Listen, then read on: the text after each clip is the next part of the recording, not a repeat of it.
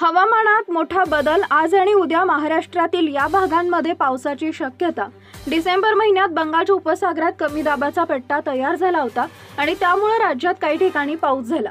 गेल्या महिन्यात देशाच्या दक्षिणेकडील राज्यांमध्ये मुसळधार ते अतिमुसळधार पाऊस झाला होता आणि याचाच प्रभाव आपल्या महाराष्ट्रावर देखील पाहायला मिळाला। दरम्यान जानेवारी 2025 मध्येही अशीच परिस्थिती तयार होणार असं दिसतंय।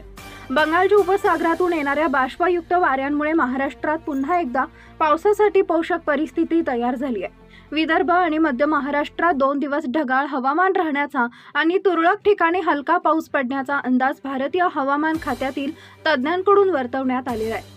हवामान विभागाने दिलेल्या माहितीनुसार बंगालच्या उपसागरावर वाऱ्याची चक्रीय स्थिती निर्माण झाली आहे आणि याचाच प्रभाव म्हणून महाराष्ट्रात काही ठिकाणी पाऊस पडणार आहे।